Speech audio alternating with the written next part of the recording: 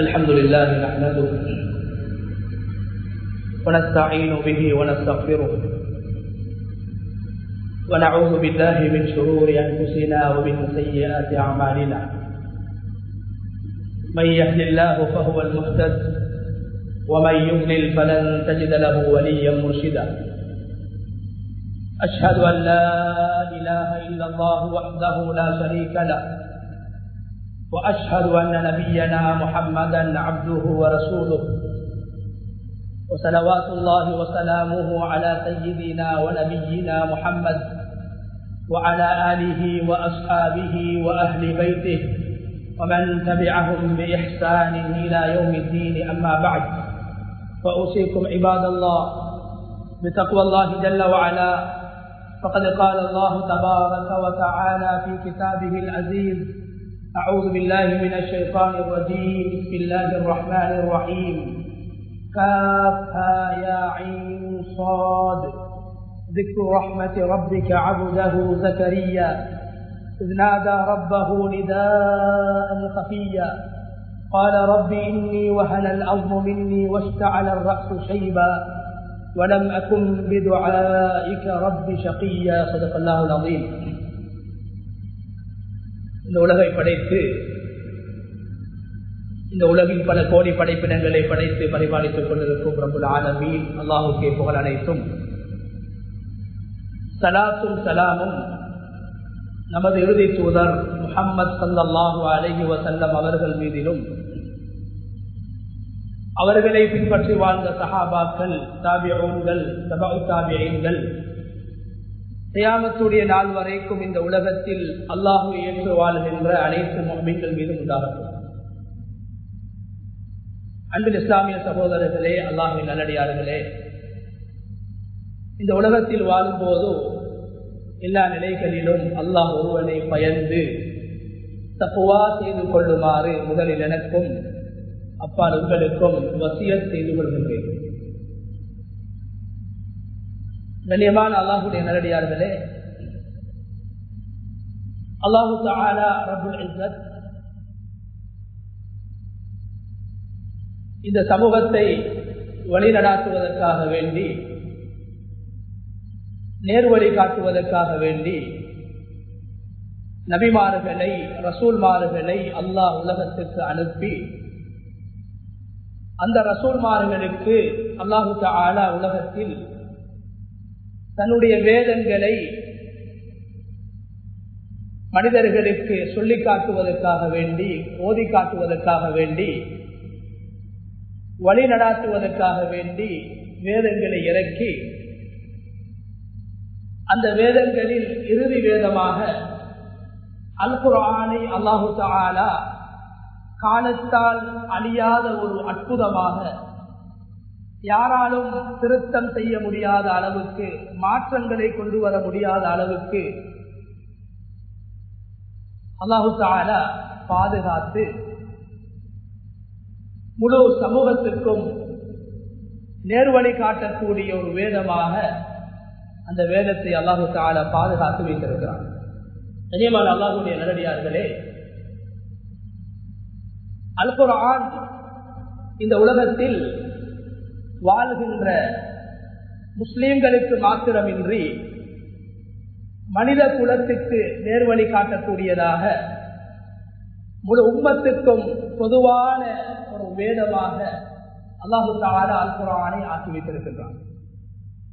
கண்ணியமானவர்களே, இந்த அல் குர்ஆன் பல மனிதர்களுடைய நேர்வழிக்கு காரணமாக, ஹிதாயத்துக்கு காரணமாக வரலாற்றில் அமைந்திருக்கிறது.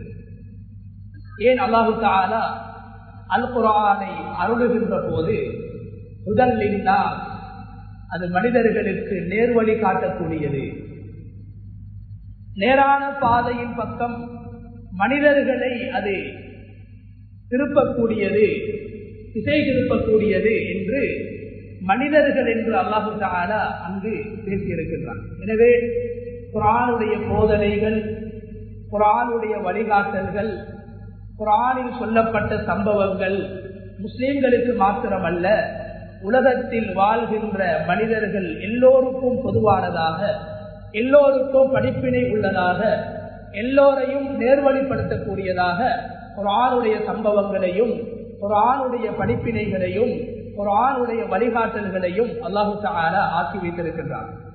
அந்த அடிப்படையில் கண்ணியமானவர்களே, இந்த உலகத்தில் பல பேர்கள் இஸ்லாத்தை ஏற்றுக்கொள்வதற்கு, இஸ்லாமிய மார்க்கம் உண்மையானது, இஸ்லாமிய மார்க்கம் மனிதனுடைய ஈருலக நலவுகளையும் உள்ளடக்கியது என்பதை வெளிப்படுத்தக்கூடிய பல முஸ்லிம் அல்லாதவர்கள் இஸ்லாத்தை ஏற்று அல்லாஹ் ஒருவன் என்று நம்புவதற்கு காரணமாக இருந்த குர்ஆனுடைய ஒரு சூரா தான் சூரா மரியம். கண்ணியமானவர்களே, சூரா மரியம் என்பது ஒரு நாட்டுடைய ஒரு மன்னர், ஒரு கிறிஸ்தவ நாட்டுடைய ஒரு மன்னர் இஸ்லாத்தை ஏற்றுக்கொள்வதற்கு, இஸ்லாத்தை பற்றி நல்லெண்ணம் கொள்வதற்கு அந்த சூராவுடைய ஆரம்ப பகுதிகள் காரணமாக அமைந்திருக்கிறது. நபி ஸல்லல்லாஹு அலைஹி வஸல்லம் அவர்களுடைய காலத்தில் மக்காவில் முஸ்லிம்கள் வாழ முடியாத ஒரு சூழல் ஏற்பட்ட நேரத்தில், பயங்கரமான ஒரு சூழல் ஏற்பட்ட நேரத்தில், அபாயமான ஒரு சூழல் ஏற்பட்ட நேரத்தில், உயிருக்கும் உடைமைகளுக்கும் அச்சுறுத்தல் ஏற்பட்ட நேரத்தில் ரசூலுல்லாஹி ஸல்லல்லாஹு அலைஹி வஸல்லம் அவர்கள் 80க்கும் மேற்பட்ட சஹாபாக்களை அந்த காலத்தில் நேர்மையாக ஆட்சி செய்து கொண்டிருந்த நஜாஷி என்று சொல்லக்கூடிய எத்தியோப்பியா நாட்டை ஆண்ட அந்த மன்னர், யாருக்கும் அநியாயம் செய்யாமல் நேர்மையாக ஆட்சி செய்யக்கூடியவர், நேர்த்தியாக ஆட்சி செய்யக்கூடியவர் என்ற ஒரே ஒரு காரணத்திற்காக வேண்டி அருமை நாயகம் ஸல்லல்லாஹு அலைஹி வஸல்லம் அவர்கள் மக்காவில் பிறந்து கஅபாவில் தொழுது கொண்டு வாழ்ந்த அந்த சஹாபாக்களை மக்காவில் அபாயமான சூழல் ஏற்பட்ட நேரத்தில், அச்சம் ஏற்பட்ட நேரத்தில் அந்த சஹாபாக்களை பார்த்து சொன்னார்கள், நீங்கள் எல்லோரும் எத்தியோப்பியா என்று சொல்லக்கூடிய நாட்டுக்கு கடல் மார்க்கமாக நீங்கள் பிரயாணம் செய்து அந்த ஊருக்கு சென்று வாழ வேண்டும் என்று அருமை நாயகம் ஸல்லல்லாஹு அலைஹி வஸல்லம் அவர்கள் 80க்கும் மேற்பட்ட முஸ்லீம்களை ஒரு கிறிஸ்தவ நாட்டுக்கு, ஒரு கிறிஸ்தவ மன்னனால் ஆட்சி செய்யப்படுகின்ற ஒரு நாட்டுக்கு அருமை நாயகம் ஸல்லல்லாஹு அலைஹி வஸல்லம் அவர்கள் அனுப்பினார்கள். அதுதான் இஸ்லாமிய வரலாற்றில் இடம்பெற்ற முதலாவது ஹிஜ்ரத். கண்ணியமானவர்களே, அந்த நேரத்தில் அந்த 80 சஹாபாக்களில் ஹஜ்ரத் ஜஅஃபர் இப்னு அபீ தாலிப், அலி ரலியல்லாஹு தஆலா அன்ஹு அவர்களுடைய சகோதரன் நானா ஜஅஃபர் இப்னு அபீ தாலிப் ரலியல்லாஹு தஆலா அன்ஹு அவர்களும் ஒருவராக இருந்தார்கள். இப்போது அந்த மக்கள் எத்தியோப்பியா நாட்டுக்கு சென்றதன் பின்பு எத்தியோப்பியா நாட்டு மன்னருக்கு ஒரு செய்தி கிடைக்கிறது, மக்காவில் இருந்து முஹம்மது ஸல்லல்லாஹு அலைஹி வஸல்லம் அவர்களை ஏற்றுக்கொண்ட ஒரு சமூகம், ஒரு கூட்டம், ஒரு சிறுபான்மை சமூகம் எனது நாட்டை நம்பி, எனது ஆட்சியை நம்பி, எனது நியாயத்தை நம்பி, எனது நேர்மையை நம்பி எனது நாட்டுக்கு வந்திருக்கிறார்கள் என்ற செய்தி அந்த நஜாஷி மன்னனுக்கு கேள்விப்படுகிறது. அந்த நேரத்தில் நஜாஷி மன்னன் அந்த 80 சஹாபாக்களில் சிலரை தன்னுடைய அரச சபைக்கு அழைக்கின்றார். அரச சபைக்கு அழைத்து அந்த சபையில் இருந்த சஹாபாக்களில் ஒருவர் ஜஅஃபர் இப்னு அபீ தாலிப் ரலியல்லாஹு தஆலா அன்ஹு அவர்களிடத்தில் இஸ்லாம் சம்பந்தமாக அருமை நாயகம் ஸல்லல்லாஹு அலைஹி வஸல்லம் அவர்கள் இந்த உலகத்திலே அடையாளப்படுத்தி காட்டிய இஸ்லாம் சம்பந்தமாக அந்த நஜாஷி மன்னன் ஜஅஃபர் இப்னு அபீ தாலிப் ரலியல்லாஹு தஆலா அன்ஹு அவர்களிடத்திலே கேட்டபோது ஜஅஃபர் ரலியல்லாஹு தஆலா அன்ஹு அவர்கள் மிக அழகாக அருமை நாயகம் ஸல்லல்லாஹு அலைஹி வஸல்லம் அவர்கள் எப்படிப்பட்டவர்கள், இந்த இஸ்லாம் எப்படிப்பட்ட மார்க்கம் என்று அழகான முறையில் இஸ்லாத்தை பற்றி அந்த மன்னருக்கு சொல்லக்கூடிய நேரத்தில் அந்த மன்னர் சொல்கிறார், முஹம்மது ஸல்லல்லாஹு அலைஹி வஸல்லம் அவர்களுக்கு அருளப்பட்ட குர்ஆனுடைய வசனங்களில் இருந்து ஏதேனும் ஒரு ஆயத்துக்களை, ஒரு சில ஆயத்துக்களை எனக்கு ஓதி காட்டுங்கள் என்று நஜாஷி மன்னன் ஜாஃபர் ரலியல்லாஹு தஆலா அன்ஹு அவர்களை பார்த்து சொன்ன நேரத்தில் ஹஜ்ரத் ஜாஃபர் ரலியல்லாஹு தஆலா அன்ஹு அவர்கள்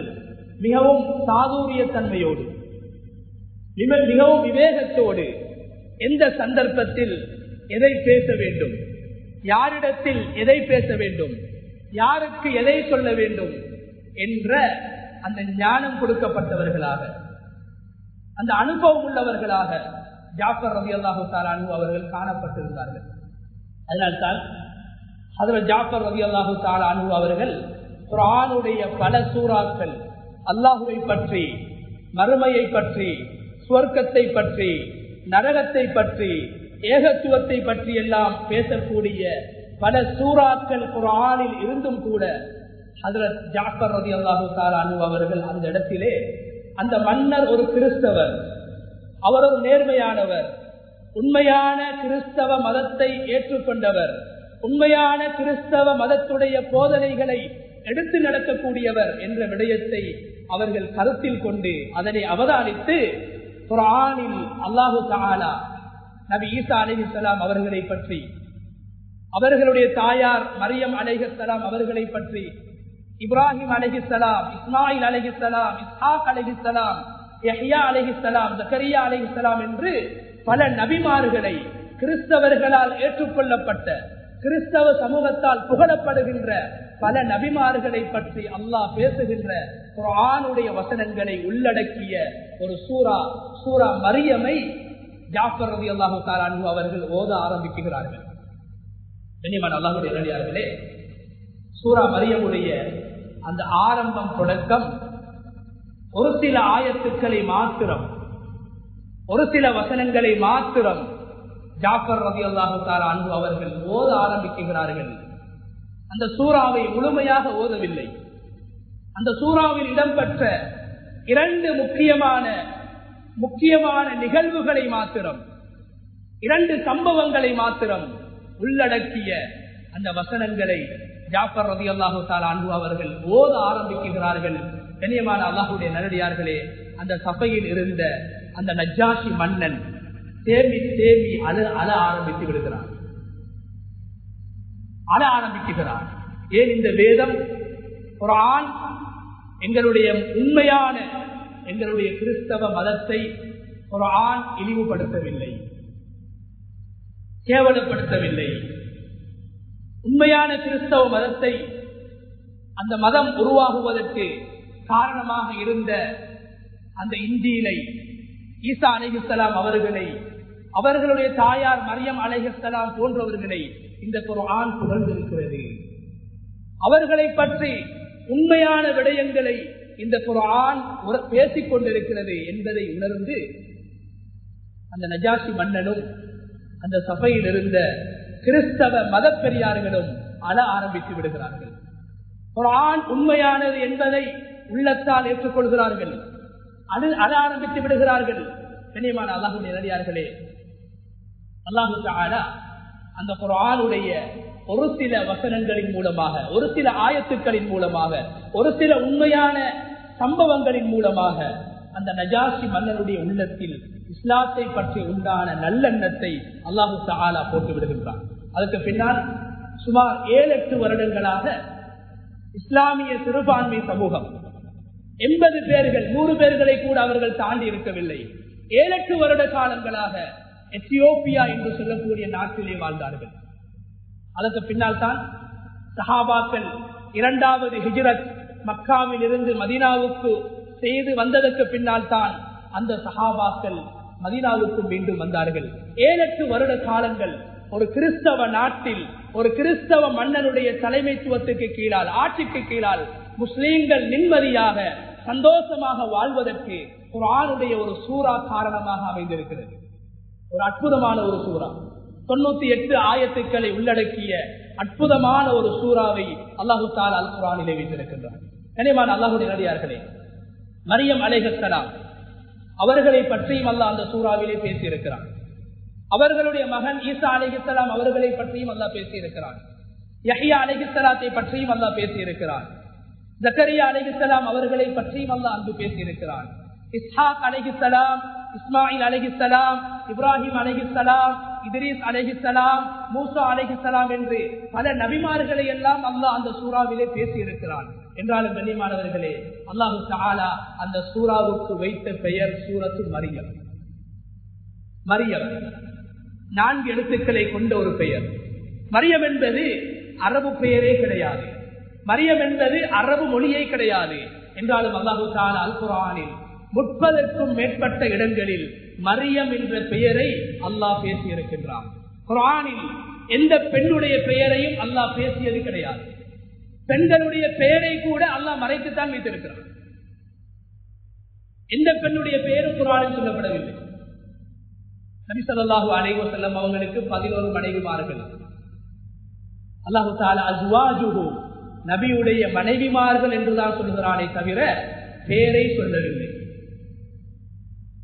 லூத் அலைஹிஸ்ஸலாத்துடைய மனைவியை பற்றி அல்லாஹ் பேசுகிறான்.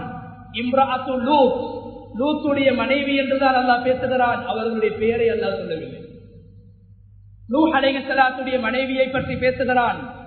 இம்ராஅத்து நூஹ், நூஹுடைய மனைவி என்றுதான் அல்லாஹ் பேசுகிறான். அவர்களுடைய பெயரை அல்லாஹ் சொல்லவில்லை.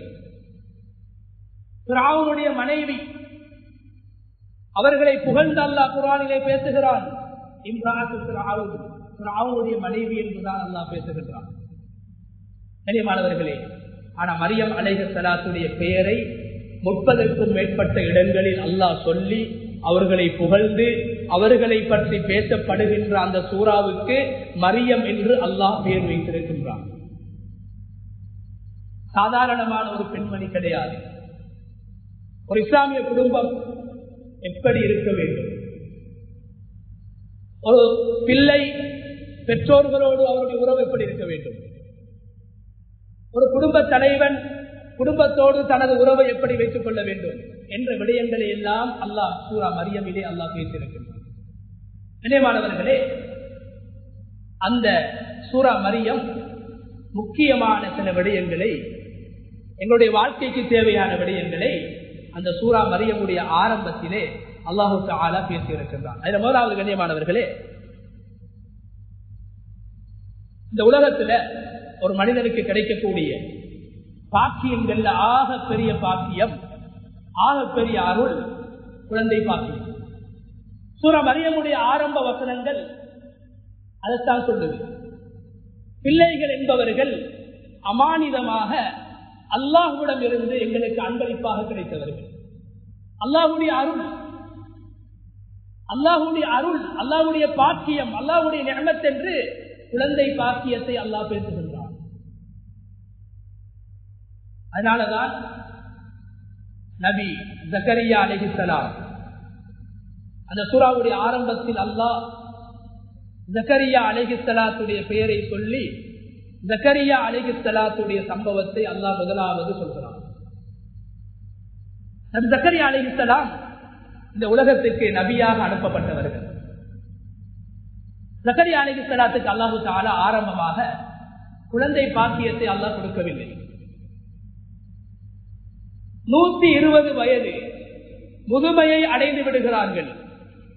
குழந்தையை பெற்றெடுப்பதற்கான அந்த பருவத்தை தாண்டி குழந்தையை பெற்றெடுக்க முடியாத முதுமையை ஜக்கரியா அலைஹிஸ்ஸலாம் அவர்கள் அடைந்து விடுகிறார்கள். 120 வயது. அவர்களுடைய மனைவிக்கு 98 வயது. சூரா மரியமுடைய ஆயத்துக்களுடைய எண்ணிக்கை 98. சூரா மரியமில் முதலாவது பேசப்பட்ட குடும்பம் ஜக்கரியா அலைஹிஸ்ஸலாத்துடைய குடும்பம். ஜக்கரியா அலைஹிஸ்ஸலாம் அவர்களையும் அவர்களுடைய மனைவியை பற்றியும் அல்லாஹ் பேசியிருக்கிறான். மனைவியுடைய வயது 98, கணவருடைய வயது 120. அறிவு சொல்கிறது, இந்த வயதில் எனக்கு குழந்தை கிடைக்கவே மாட்டாது. எவ்வளவுதான் முயற்சித்தாலும் குழந்தை கிடைக்க மாட்டாது என்ற வயதை ஜக்கரியா அலைஹிஸ்ஸலாம் அவர்களும் அவர்களுடைய மனைவியும் அடைந்து விடுகிறார்கள். கண்ணியமானவர்கள், இந்த நேரத்தில் ஜக்கரியா அலைஹிஸ்ஸலாம் அவர்கள் அல்லாஹ்விடத்திலே குழந்தை பாக்கியத்தை கேட்டார்கள். பல வருட காலங்களாக கேட்டார்கள். அவர்கள் கேட்ட துஆக்களை எல்லாம் அல்லாஹ் ஏற்றுக்கொண்டார். ஆனால் குழந்தை பாக்கியத்தை அவர்களுக்கு அல்லாஹ் கொடுக்கவில்லை. இறுதியாக நபி ஜக்கரியா அலைஹிஸ்ஸலாம் அவர்கள் அல்லாஹ்விடத்தில் துஆ செய்கிறார்கள். எப்படி துஆ செய்தார்கள்? துஆ செய்கின்ற போது எப்படி துஆ செய்தார்கள்? துஆ செய்கிற போது அவர்களுடைய உள்ளத்தில் என்ன எண்ணம் ஏற்பட்டது? உள்ளத்தை அறிந்த ரப்புல் ஆலமீன் அந்த விடயங்களை எல்லாம் எங்களுக்கு சொல்லித்தாரான். நாங்கள் எப்படி துஆ செய்வோம்? சூரா மரியமுடைய முதலாவது பகுதி சொல்லித்தாரான். அல்லாஹ் எப்படி ஒரு மனிதன் அல்லாஹ்விடத்தில் துஆ கேட்கும். இதைத்தான் ஜாஃபர் ரலியல்லாஹு அன்ஹு அவர்கள் நஜாஷி மன்னனுக்கு ஓதி காட்டினார்கள். இதை கேட்டவுடன் நஜாஷி மன்னன் நிறுத்திவிட்டு அழ ஆரம்பித்து விட்டார். கல்லஞ்சம் படைத்த அந்த உள்ளங்களை கூட மிருதுவாக்கக்கூடிய வார்த்தைகளை ஜாஃபர் ரலியல்லாஹு தஆலா அன்ஹு அவர்கள் அல்லாஹ்வுடைய வேதத்தில் இருந்து ஓதி காட்டினார்கள். கண்ணியமானவர்களே, முதலாவதாக ஜக்கரியா அலைஹிஸ்ஸலாம் அவர்கள் துஆ கேட்ட விதத்தை அல்லாஹ் குர்ஆனிலே பேசுகிறார்.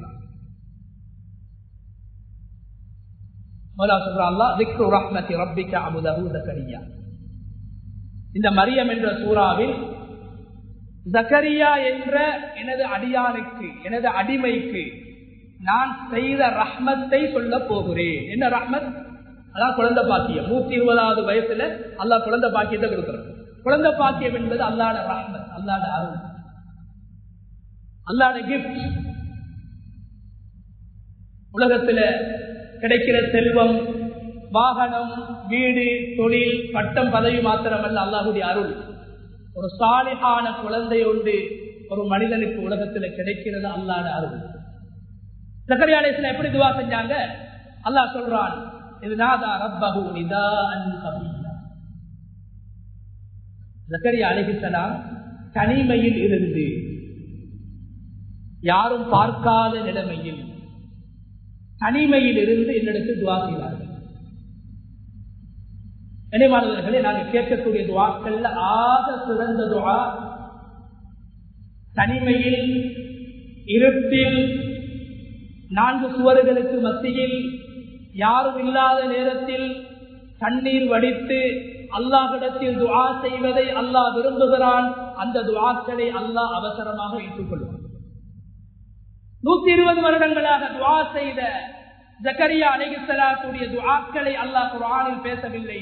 கடைசி கட்டத்தில், அந்திம காலத்தில், மரணத்தை நெருங்குகின்ற போது, மரண தருவாயில் இருக்குகின்ற போது, உலகத்துடைய வாழ்வை முடித்துவிட்டு மறுமைக்காக தயாராகுகின்ற போது ஜக்கரியா அலைஹிஸ்ஸலாம் அவர்கள் தனிமையில் அமர்ந்து அல்லாஹ்வோடு முனாஜாத் செய்தார்கள்.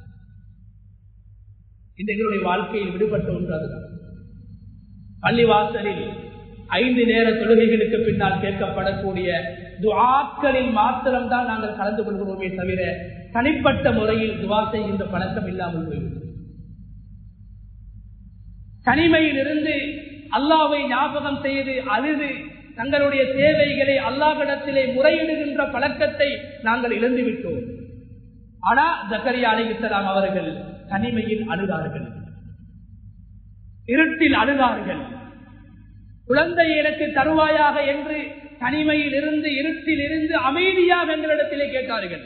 நிதான் கபியா, அமைதியாக கேட்டார்கள் என்று அல்லாஹு தஆலா ஜக்கரியா அலைஹிஸ்ஸலாம் அவர்கள் கேட்ட அந்த துஆவுடைய விதத்தை, முறையை அல்லாஹ் குர்ஆனிலே பேசுகிறார். அதனால் தான் நபி ஸல்லல்லாஹு அலைஹி வஸல்லம் அவங்க சொன்னாங்க, நாளை கியாமத்துடைய நாளையில் அர்ஷுடைய நிழலை பெறக்கூடியவர்களில் அந்த 7 கூட்டத்தில் ஒருவர் யார்? ரஜுலுன் ஸக்கரல்லாஹ காலியா. அவர் தனிமையில் இருந்து அழுது அல்லாஹ்விடத்தில் துஆ செய்தவர்.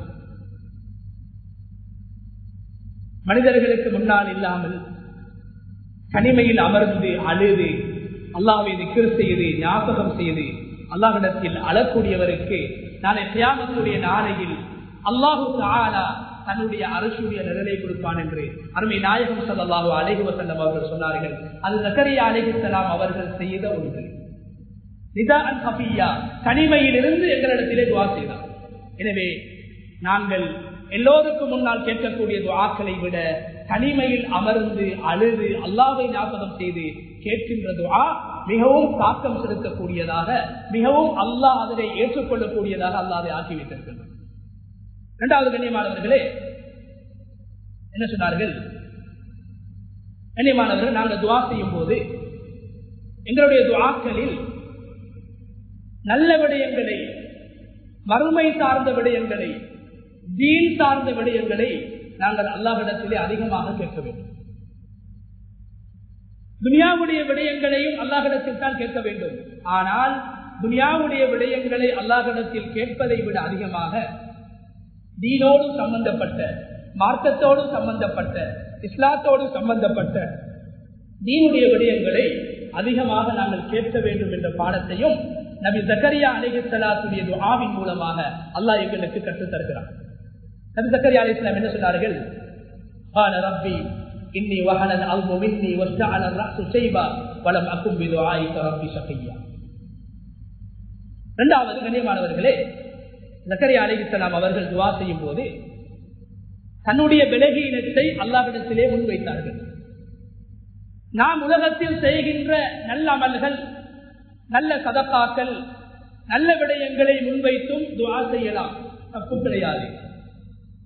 நாங்கள் கொடுத்த சதகாக்களை முன்வைத்து, நாங்கள் செய்கின்ற தான தர்மங்களை முன்வைத்து, நாங்கள் செய்கின்ற ஹஜ் உம்ராக்களை முன்வைத்து, நாங்கள் தொழுகின்ற தொழுகைகளை முன்வைத்து, நாங்கள் பிடிக்குகின்ற நோன்புகளை முன்வைத்து அல்லாஹ்விடத்திலே உதவி தேடலாம், துஆ செய்யலாம், குற்றம் கிடையாது. ஆனால் அல்லாஹ் விரும்புவது ஒரு அடியான் துஆ செய்யும் போது தன்னுடைய பலகீனத்தை முன்வைக்க வேண்டும், தன்னுடைய கஷ்டத்தை முன்வைக்க வேண்டும், தன்னுடைய நோயை முன்வைக்க வேண்டும், தன்னுடைய வறுமையை முன்வைக்க வேண்டும், தன்னுடைய பிரச்சனையை முன்வைக்க வேண்டும். அல்லாஹுக்கு முன்னால் நான் பலகீனமானவன் என்பதை முன்வைக்க வேண்டும். அதனாலதான் ஜக்கரியா அலைஹிஸ்ஸலாம் இப்படி துஆ செஞ்சாங்க. இன்னி வஹனல் அல்மு மின்னி வஸ்தஅல ரஅஸு ஷைபா. ரெண்டு பலகீனத்தை முன் வச்சாங்க. முதலாவது, யா அல்லாஹ், இந்த உடம்பு பலகீனமாகிட்டு 120 வயசு, அல்லாஹ் படைத்த இந்த உடல் உறுப்புல ஆகவும் உறுதியானது மனிதனுடைய எலும்பு. எலும்புதான் முதலாவதாக இந்திரிய துளியை அல்லாஹு தஆலா சதையாக மாற்றி அந்த சதையை அல்லாஹ் எலும்பாக மாற்றுறான். அந்த எலும்புக்கு பின்னால்தான் அல்லாஹ் சதையை படைக்கிறான், சதைக்கு பின்னால்தான் அல்லாஹ் தோலை படைக்கிறான். எனவே மனித உறுப்புகளில் முதலாவது படைக்கப்பட்ட படைப்பு மனிதனுடைய உடம்பில் இருக்கக்கூடிய எலும்புகள். மனிதனுடைய உறுப்பில் ஆகவும் வலிமையானது, சக்தி வாய்ந்தது மனிதனுடைய எலும்பு. ஒரு மனிதன் முதுமையை அடையும் போது, வயோதிபத்தை அடையும் போது அந்த மனிதனுடைய உடம்பில் ஆகவும் பலகீனமாக மாறக்கூடியது மனிதனுடைய எலும்பு. இதனால ஜக்கரியா அலைஹிஸ்ஸலாம் அவங்க அல்லாஹ்விடத்துல முன்வைக்கிறாங்க, யா அல்லாஹ், இன்னி வஹனல் அல்மு மின்னி, இந்த உடம்பில் இருக்கக்கூடிய எலும்புகள் எல்லாம் பலகீனம் ஆகிவிட்டது. இரண்டாவது என்ன? வஸ்தஅல ரஅஸு ஷைபா. மரணத்துடைய அடையாளம். நான் மரணத்தை நெருங்கிக் கொண்டிருக்கிறேன், கபரை நெருங்கிக் கொண்டிருக்கிறேன். என்னை நோக்கி இஸ்ராயில் அலைஹிஸ்ஸலாம் அவர்கள் வந்து கொண்டிருக்கிறார்கள், மரணம் என்னை துரத்திக் கொண்டிருக்கிறது என்பதற்கான அடையாளம் நரைமுடி. சொன்னாங்க ஜக்கரியா அலைஹிஸ்ஸலாம், யா அல்லாஹ், வஸ்தஅல ரஅஸு ஷைபா, நரைமுடி வந்துவிட்டது. தாடி நரைச்சிட்டு, என் முடிகள் எல்லாம் நரைச்சிட்டு நான் மரணத்தை நெருங்கிக் கொண்டிருக்கிறேன். உலக வாழ்வுக்கு முற்றுப்புள்ளி வைக்கக்கூடிய நாளை எதிர்பார்த்துக் கொண்டிருக்கிறேன்.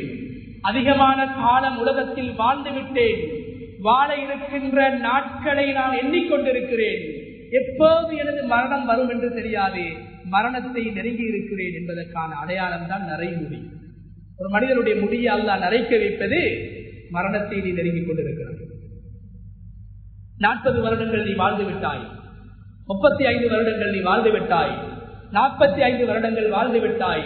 நீ வாழ்ந்தது அதிகம், வாழ இருப்பது குறைவு. வாழ்ந்த நாட்கள் அதிகம், வாழ இருப்பது குறைவு என்பதை உணர்த்துவதற்காக வேண்டி அல்லாஹ் மனிதர்களுடைய முடியை நரைக்க செய்கின்றான். ஜக்கரியா அலைஹிஸ்ஸலாம் அல்லாஹ்விடத்திலே சொன்னார்கள், என்னுடைய உடம்பெல்லாம் பலகீனமாகிவிட்டது, என்னுடைய எலும்பெல்லாம் தெரித்து விட்டது, பலகீனமாகிவிட்டது, எனது முடிகள் எல்லாம் நரைத்து விட்டது. வலம் அகும் பிதுஆஇக ரப்பி ஷகியா. யா அல்லாஹ், இவ்வளோ காலமாக உன்னிடத்திலே நான் துஆ செய்திருக்கிறேன், என்னுடைய எல்லா துஆக்களையும் நீ ஏற்றுக்கொண்டிருக்கிறாய், எந்த துஆவையும் நீ நிராகரிக்கவில்லை. ஆனா ஒரு விடயத்தை மாத்திரம் நீ நிராகரித்து விட்டாய், எனக்கு குழந்தை பாக்கியத்தை நீ தரவில்லை என்றாலும் உன்னிடத்திலே தான் நான் துஆ செய்ய வேண்டும். வலம் அகும் பிதுஆஇக ரப்பி ஷகியா, உன்னிடத்தில் துஆ கேட்பதின் மூலமாக நான் நஷ்டமாக மாட்டேன். துஆ ஒரு இபாதத். நான் கேட்பதை நீ தரலாம், தராமல் இருக்கலாம். நான் கேட்ட துஆ ஒரு நாளும் வீணாக மாட்டாது, அதற்கான நன்மை மறுமையில் எனக்கு கிடைக்கும் என்று தன்னுடைய பலகீனத்தை ஜக்கரியா அலைஹிஸ்ஸலாம் முன்வைத்தார். கண்ணியமானவர்களே, எங்களுடைய துஆக்கள் ஏற்றுக்கொள்ளப்பட வேண்டுமாக இருந்தால், எங்களுடைய துஆக்களை அல்லாஹ் விரும்பி எங்களுடைய துஆக்களை அல்லாஹ் ஏற்றுக்கொள்ள வேண்டுமாக இருந்தால், நாங்கள் துஆ செய்கின்ற போது எங்களுடைய பலகீனத்தை அல்லாஹ்விடத்திலே முன்வைக்க வேண்டுமே தவிர எங்களை பற்றி பெருமையாக அல்லாஹ்விடத்திலே நாங்கள் பேசக்கூடாது. நபிமார்கள் தங்களுடைய பலவீனத்தை முன்வைத்தார்கள், உடல் ரீதியான பலவீனத்தை முன்வைத்தார்கள், உல ரீதியான பலவீனத்தை முன்வைத்து அல்லாஹ்விடத்திலே துஆ செய்தார்கள். கண்ணியமான அல்லாஹ்வுடைய நல்லடியார்களே, அதற்கு பின்னால் எப்படி என்ன சொன்னாங்க? கண்ணியமானவர்களே, பிள்ளைகள் அல்லாஹ்விடத்தில் கேட்கும் போது பிள்ளைகளை தாய் என்று கேட்கக்கூடாது. நபிமார்கள் அப்படி கேட்கவில்லை. பிள்ளைகளை பெற்றெடுக்குகின்ற போது கூட நல்ல நோக்கத்தில் பிள்ளைகளை பெற்றெடுக்க வேண்டும். நல்ல நோக்கம். ஜக்கரியா அலைஹிஸ்ஸலாம் 120 வருடங்களாக அல்லாஹ்விடத்திலே கேட்டார்கள், அல்லாஹ் கொடுக்கவில்லை. கடைசியாக என்ன சொன்னார்கள்? இன்னி கிஃப்துல் மவாலிய மின் வராய் وكانت امرأتي آخرة فهب لي من لدنك وليا. யா அல்லாஹ், நான் மௌத்த நெருங்கிட்டேன், 120 வயசை தாண்டியாச்சு, நான் மௌத்த நெருங்கிட்டேன். எந்த மனைவியும் மலட்டுத்தன்மை உள்ள தாயாக இருக்கிறார். ஒன்று மலட்டுத்தன்மை, இரண்டாவது எந்த மனைவி முதுமை அடைஞ்சிட்டா, 98 வயசு. இப்ப நான் பயப்படுறேன். அல்லாஹ் கிட்ட சொல்றாரு, தனிமையில இருட்டுல தனிமையில இருந்து கொண்டு அல்லாவோட உரையாடுறாரு. முனாஜா அல்லாவோட உரையாடுறாரு. சொல்றாரு, யா அல்லாஹ், நான் மௌத்தாகினா ஓண்ட மார்க்கத்தை, இந்த இஸ்லாத்தை சொல்றதுக்கு யாரும் இருக்க மாட்டாங்க. எனக்கு நீ குழந்தையே தரல. என்னுடைய மௌத்துக்கு பின்னால் என்னை ஏற்றுக்கொண்ட மக்களுடைய ஈமானுடைய நிலையை நினைத்து நான் பயப்படுகிறேன். எனது மனைவியுடைய ஈமானை நினைத்து நான் பயப்படுகிறேன். என்னுடைய காலத்தில் வாழக்கூடிய என்னுடைய உறவினர்களுடைய ஈமானை நினைத்து நான் பயப்படுகிறேன். என்னுடைய மரணத்தோடு அவர்கள் இஸ்லாத்தை விட்டு விடுவார்கள், இஸ்லாத்தை மறந்து விடுவார்கள், உன்னுடைய போதனைகளை மறந்து விடுவார்கள். எனவே என்னுடைய மௌத்துக்கு பின்னால் உன்னுடைய மார்க்கத்தை சொல்லக்கூடிய ஒருவர், உனது வேதத்தை சொல்லக்கூடிய ஒருவர், இந்த சமூகத்தை நல்வழிப்படுத்தக்கூடிய ஒருவர், இந்த சமூகத்துக்கு நேர்வழி காட்டக்கூடிய ஒருவர் எனக்கு தர வேண்டும். நல்ல நோக்கம். பிள்ளைய தாண்டு கேட்கல, சமூகத்துக்கு பயனளிக்கக்கூடிய, மார்க்கத்துக்கு உழைக்கக்கூடிய, தீனுக்காக பாடுபடக்கூடிய, உன்னுடைய மார்க்கத்தை உலகத்தில் எத்தி வைக்கக்கூடிய ஒரு பிள்ளையை நீ தரோணும் என்றுதான் கேட்கிறோம்.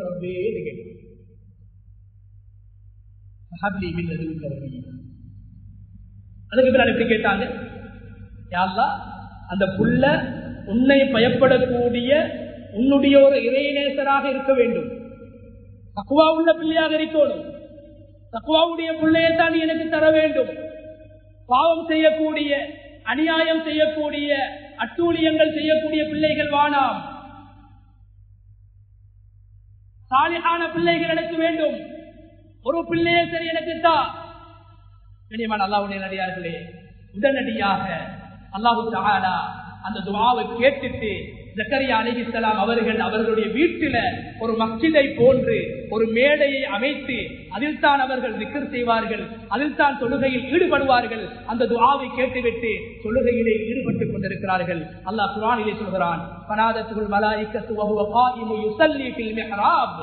இமாம் அவர்களுடைய மெஹ்ராபை போன்று வீட்டிலே ஜக்கரியா அலைஹிஸ்ஸலாம் ஒரு மெஹ்ராபை அமைத்து அந்த துஆவை கேட்டுவிட்டு தொழுது கொண்டிருக்கிறார்கள். அப்போதுதான் அல்லாஹு தஆலா யஹ்யா என்று சொல்லக்கூடிய அந்த குழந்தையுடைய பெயரை கூட அல்லாஹ் வைத்து, உலகத்தில் யாருக்கும் வைக்கப்படாத ஒரு பெயரை, யஹ்யா என்ற பெயரை அல்லாஹ் தெரிவு செய்து ஜக்கரியா அலைஹிஸ்ஸலாம் அவர்களுக்கு அல்லாஹ் கொடுத்தார். மாணவர்களே, துஆ செய்கின்ற போது பலகீனத்தை முன்வைத்தார்கள். தனிமையிலிருந்து அழுது அல்லாஹ்விடத்திலே துஆ செய்தார்கள். தன்னுடைய பலகீனத்தை முன்வைத்தார்கள். நல்ல நோக்கத்தோடு துஆ செய்தார்கள். தீனை பாதுகாக்கக்கூடிய, தீனுக்கு உதவி செய்யக்கூடிய, தீனை எட்டி வைக்கக்கூடிய ஒரு குழந்தை எனக்கு தர வேண்டும் என்று அல்லாஹ்விடத்திலே கேட்டார்கள். 120 வருடங்களுக்கு பின்னால் அல்லாஹு தஆலா அந்த குழந்தையை கொடுத்தான். கண்ணியமானவர்களே, இது முதலாவது பகுதி. இரண்டாவது கண்ணியமானவர்கள், அல்லாஹு தஆலா மரியம் அலைஹிஸ்ஸலாம் அவர்களை பற்றி அல்லாஹ் சொல்கிறான். அதை சுருக்கமாக சொல்லி நான் குறிப்பிட்டு விடுகிறேன். மரியம் அலைஹிஸ்ஸலாத்துடைய விடயத்தில் கண்ணியமானவர்களே, அல்லாஹ் தரக்கூடிய பாடம் என்ன தெரியுமா? நபிமார்கள் அல்லாஹ்விடத்திலே சாலிஹான பிள்ளைகளை கேட்டார்கள். அல்லாஹ் சாலிஹான பிள்ளைகளை கொடுத்தான். சாலிஹானவர்களுக்கு சாலிஹான பிள்ளைகளை அல்லாஹ் கொடுத்தார். பிள்ளைகளுக்கு முன்மாதிரியாக நபிமார்கள் பிள்ளைகளுக்கு முன்னால் முன்மாதிரியாக வாழ்ந்தார்கள். பிள்ளைகள் எங்களை பார்த்து வளர்கிறார்கள், பிள்ளைகள் எங்களை பார்த்துத்தான் பழகுகிறார்கள், எங்களை பார்த்துத்தான் அவர்கள் வளர்கிறார்கள் என்ற உணர்வோடு நபிமார்கள் இந்த சமூகத்திலே முன்மாதிரியான பெற்றோர்களாக வாழ்ந்தார்கள். பிள்ளைகளையும் நபிமார்களாக சாலிஹானவர்களாக அல்லாஹ் ஆக்கினார். இரண்டாவது கண்ணியமானவர்களே, மரியம் அலைஹிஸ்ஸலாம் இவங்க யாரு? இவங்க யாருண்டா ஜக்கரியா அலைஹிஸ்ஸலாத்துடைய மனைவி. ஜக்கரியா அலைஹிஸ்ஸலாத்துடைய மனைவியுடைய சகோதரி ஹன்னாவுடைய மகள் தான் மரியம். மரியம் அலைஹிஸ்ஸலாத்துடைய தாயும் ஜக்கரியா அலைஹிஸ்ஸலாத்துடைய மனைவியும் சகோதரிகள். கண்ணியமானவர்களே, மரியம் அலைஹிஸ்ஸலாத்துக்கு அல்லாஹ் நாடிவிட்டான். கணவனுடைய துணை இல்லாமல் ஒரு குழந்தை கிடைக்க வேண்டும், குழந்தை உருவாக வேண்டும் என்று அல்லாஹ் நாடிவிட்டான்.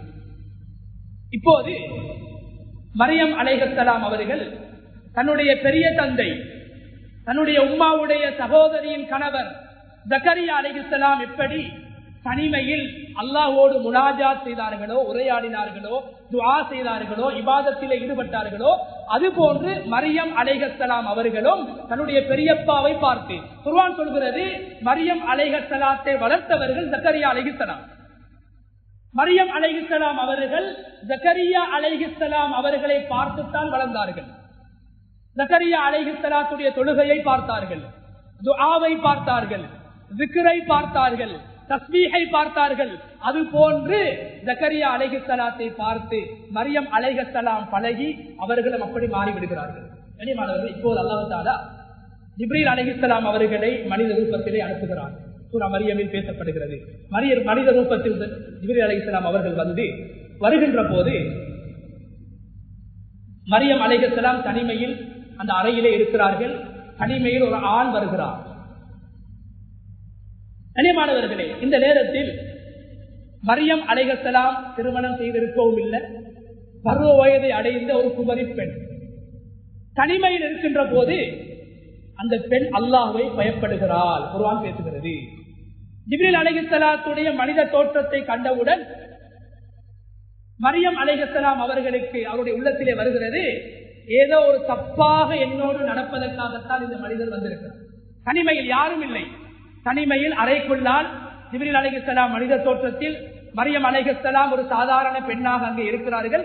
கண்ணியமானவர்கள், இந்த நேரத்திலே மரியம் அலைஹிஸ்ஸலாம் அவர்கள் சொன்ன வார்த்தைகளை, ஜிப்ரீல் அலைஹிஸ்ஸலாம் அவர்களோடு உரையாடிய வார்த்தைகளை குர்ஆன் பேசுகிறது.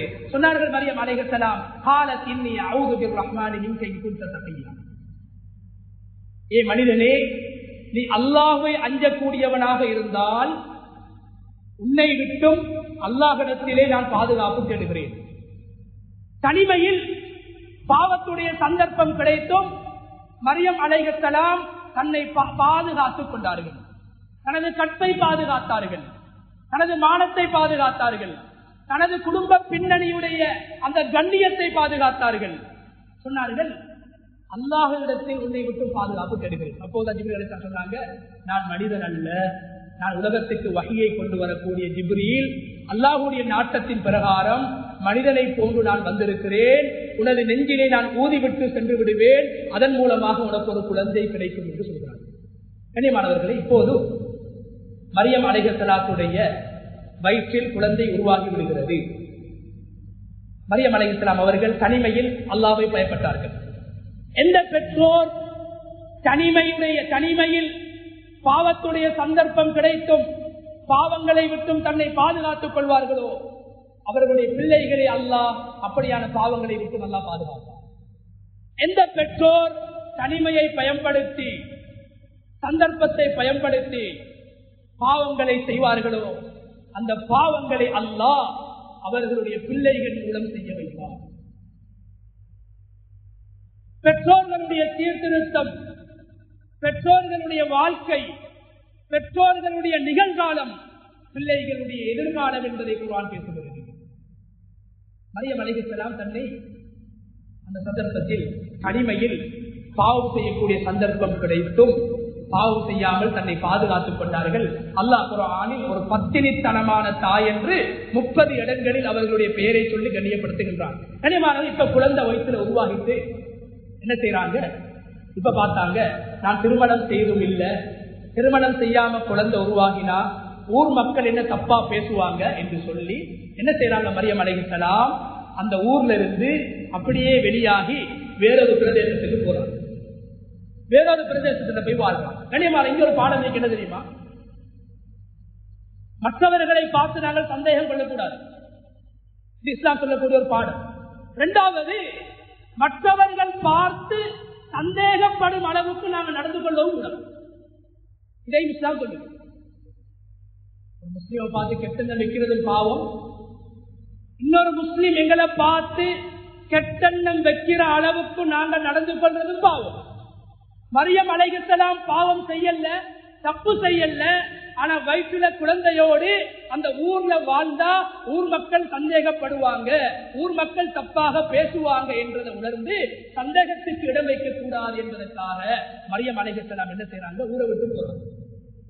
இனிமானவர்களே, தனிமையில அந்த குழந்தையை சுமந்து பிரசவ வருத்தத்தை அனுபவிச்சு அந்த குழந்தையை சுமக்கக்கூடிய நேரத்தில் யாரும் உதவிக்கு இல்ல, தனிமையில இருந்து ஒரு மரத்துக்கு கீழால குழந்தையை பெற்றெடுக்கிறார். கண்ணியமானவர்களே, இப்ப அல்லாஹ் சொல்லிக் கொடுக்கிறான், ஒரு குழந்தையை தனியை வளர்க்க இயலாது. தனிமையில் குழந்தையை சுமந்தவர்கள் தனிமையில் குழந்தையை பெற்றெடுக்கிறார்கள். இப்ப அல்லாஹ்வுடைய நாட்டம் என்ன தெரியுமா, மரியம் ஒரு குழந்தையை வளர்க்கிறாக இருந்தா ஒரு நல்ல சூழ்நிலை தான் வளர்க்கும். வீட்டுக்குள்ள அடைச்சும் பிள்ளைகளை வளர்க்க இயலாது. அவுத்து விட்டு கணக்கில்லாம கெட்ட சூழல்களுக்கு அனுப்பி பிள்ளையை வளர்க்கவும் இயலாது. நல்ல சூழல்ல ஒரு புள்ள வளரணும் என்றதையும் குர்ஆன் சொல்லி தருது. இப்ப அல்லாஹ்வுடைய கட்டளை வருது, மரியம் உலக மக்கள் எல்லாம் உங்களை பத்தி பேசுறாங்க, விமர்சிக்கிறாங்க, நீங்க தப்பான தாய் என்று பேசுறாங்க. பௌத்துல குழந்தை வந்துட்டு குழந்தையை பெற்றெடுத்துட்டீங்க, திருமணம் செய்யவும் இல்லை, மக்கள் எல்லாம் உங்களை விமர்சித்துக் கொண்டிருக்கிறாங்க. கண்ணியமான அல்லாஹ்வுடைய நல்லடியார்களே, பொதுவாக எங்களை பத்தி விமர்சிக்கக்கூடிய நேரத்தில், மற்றவர்கள் எங்களை பத்தி பேசக்கூடிய நேரத்தில், நாங்க செஞ்ச தப்ப பேசும் போதும் அல்லது செய்யாத தப்புகளை பேசும் போதும் மனசுக்கு கவலை வரும். கவலை வரக்கூடிய நேரத்தில் நாங்க சாப்பிட மாட்டோம், குடிக்க மாட்டோம், நிம்மதியாக தூங்கவும் மாட்டோம். ஆனா அல்லாஹ் என்ன சொல்றான் தெரியுமா, உலகத்துல சில விமர்சனங்கள் வரும், சில மக்கள் எங்களை பத்தி குறைகளை பேசுவாங்க, நாங்க செய்யாத விஷயங்களை செஞ்சதாக சொல்லுவாங்க, மக்களுடைய வாயை மூட இயலாது. அந்த நேரத்தில் விமர்சிக்கப்படக்கூடியவர் தன்னை மாய்த்துக் கொள்ளக்கூடாது. இன்னொருத்தன் ஏசுறான் என்றதுக்காக, இன்னொருத்தன் விமர்சிக்கிறான் என்றதுக்காக இவர் வேலைக்கு போறல்ல, இவர் மக்களோட பழகிறல்ல, இவர் சாப்பிடுறல்ல, இவர் குடிக்கிறல்ல, இவர் தனக்குத்தானே அநியாயம் செய்து கொள்றாரு. மரியம் அலைஹிஸ்ஸலாத்தை உலகம் சொன்னது கெட்ட தாய் என்று, கெட்ட பெண் என்று. உண்மை இன்னும் வெளியாகவில்லை, உலகமே சொல்கிறது துர்நடத்தை உள்ள பெண் என்று. அல்லாஹ் சொல்றான், மரியமே விமர்சனங்களை காதுல போட்டுக் கொள்ளவான். ஒரு மனிதன் குறைய திருத்ததாக இருந்தா நேரடியாக வந்து திருத்தோம், முகத்துக்கு முன்னால சொல்லி திருத்தோணும். பின்னால் அவங்களை பத்தி பேசுறாங்களா, சபைகள்ல சேர்ந்து பேசுறாங்களா, இதை நீங்க கணக்கெடுக்க வேணாம். ஒரு ஈச்சம்பழ மரத்துக்கு கீழால வச்சு மரியம் அலைஹிஸ்ஸலாத்தை பார்த்து அல்லாஹ் சொல்றான், நீங்க சாப்பிடுங்க, அந்த ஈச்சம்பழ மரத்தை சாப்பிடுங்க. தன்னுடைய காலுக்கு கீழால ஒரு நதிய, ஒரு ஆற்று அல்லாஹ் ஊற்றெடுக்க வச்சு சொல்றான், இந்த தண்ணியை குடிங்க, ஈச்சம்பழத்தை சாப்பிடுங்க, சந்தோஷமாக இருங்க. விமர்சனங்களை காதுக்குள்ளால போட்டுக் கொள்ள வேணாம். உங்களுக்கு வாழினார் மற்றவன் குறப்பேச்சு, மற்றவருடைய விமர்சனத்தை காதுல போட்டா உங்களுக்கு உலகத்துல வாழையிலாது. நீங்க சாப்பிடுங்க, நீங்க குடிங்க, நீங்க சந்தோஷமாக இருங்க. ஏன் நீங்க தப்பு செய்யலையே, நீங்க விபச்சாரம் செய்யலையே, நீங்க பாவம் செய்யலையே, மக்கள் பேசுறாங்க, நீங்க தப்பு அற்றவர்களாக இருக்கின்ற போது அந்த விமர்சனங்களால் எதுவும் செய்ய முடியாது. நீங்கள் சாப்பிடுங்கள், நீங்கள் குடிங்கள், நீங்கள் சந்தோஷமாக இருங்கள் என்ற அழகான பாடத்தை விமர்சனங்கள் வருகின்ற போது, மற்றவர்கள் எங்களை பற்றி அவதூறுகளை சுமத்துகின்ற போது, குறைகளை பேசுகின்ற போது நாம் நெஞ்சை நிமிர்த்தி தலையை உயர்த்தி சந்தோஷமாக இருக்க வேண்டும், அந்த விமர்சனங்களுக்கு முகம் கொடுக்க வேண்டும் என்ற பாடத்தை மரியம் என்ற தாயின் மூலமாக அல்லாஹ் சொல்லி தருகிறான். இறுதியாக கண்ணியமானவர்களே, இப்போது அல்லாஹ் என்ன சொன்னான்? மரியம், ஒரு ஊரு உங்களை பார்த்து சொல்லுது கெட்ட பொம்புல் என்று, மோசமான பொம்புல் என்று. கண்ணியமானவர்களே, அல்லாஹ் சொல்லித்தாரான், எல்லா இடங்களிலும் எங்கட அதிகாரத்தை கொண்டு, எங்கட பேச்சு திறமையால, எங்கட ஆட்சியால, எங்களுக்கு அல்லாஹ் தந்திருக்கக்கூடிய வளங்களால மாத்திரம் வெற்றி அடைய இயலாது. சில இடங்கள்ல நிதானமான முறையிலும் வெற்றி அடையலாம். ஆயுதத்தை தூக்கித்தான் வெற்றி அடையணும், வழக்கு பேசிதான் வெற்றி அடையணும், தான் நிருபராதி என்று பத்திரிகையில எழுதித்தான் வெற்றி அடையணும் என்றில்ல. அல்லாஹ் சொல்றான், சில நேரத்தில் ஒரு மனிதனுடைய மௌனம் அவனுடைய வெற்றிக்கு அடையாளம். மௌனம் வெற்றிக்கு அடையாளம். உலகம் சொன்னது மரியம் கெட்ட பெண் என்று, அதாவது துர்நடத்தை உள்ள பெண் என்று உலகம் சொன்னது. அல்லாஹ் சொன்னான்,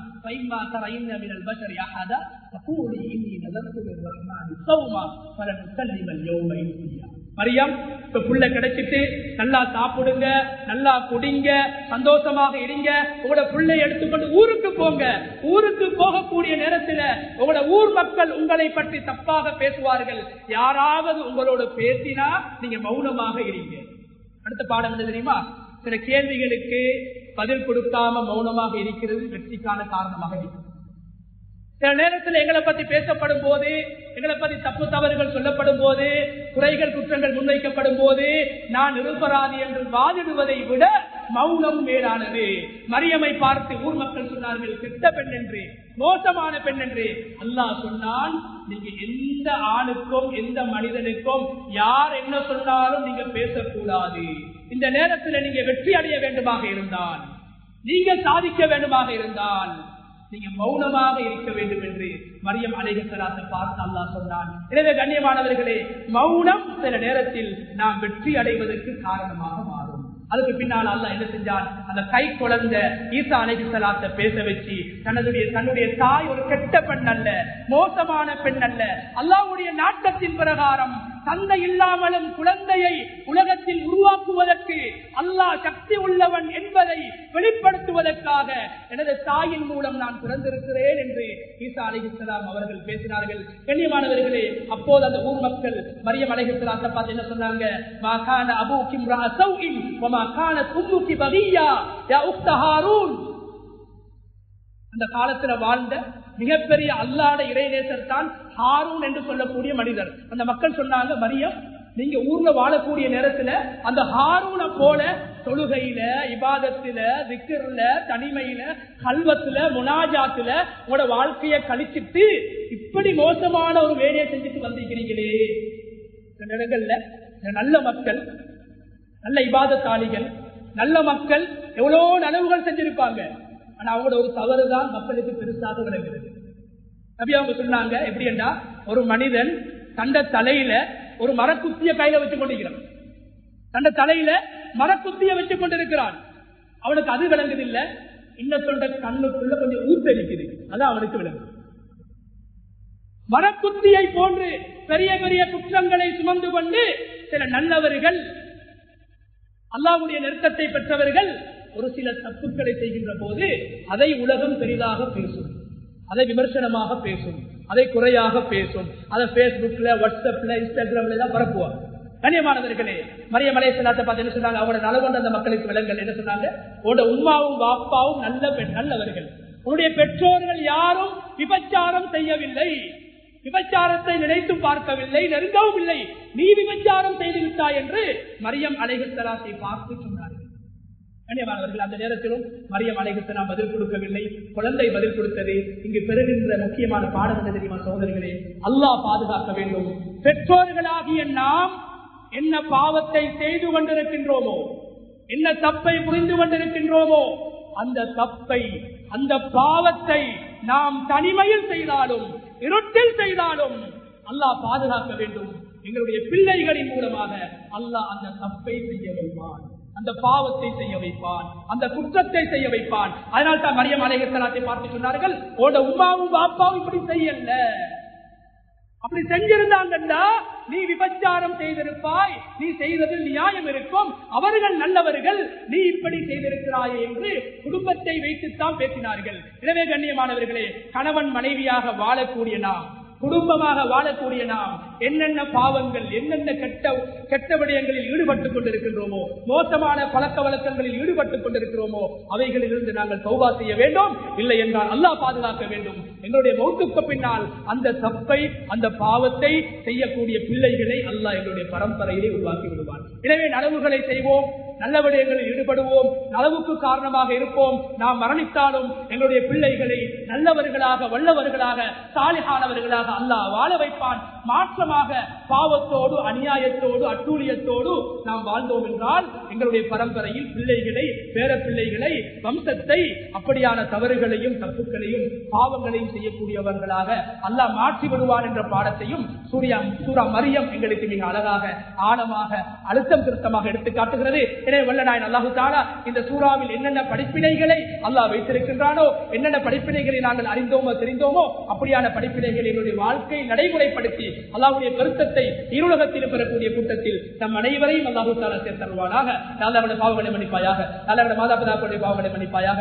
அல்லாஹ் ஈமானோடு வாழ்ந்து ஈமானுக்காக உழைத்து ஈமானோடு இந்த உலகத்தை விட்டு பெறுகின்ற சந்தர்ப்பத்தை நம் அனைவருக்கும் நசிபாக்குவாயாக. வஆஹிரு தஅவானா அல்ஹம்துலில்லாஹி ரப்பில் ஆலமீன்.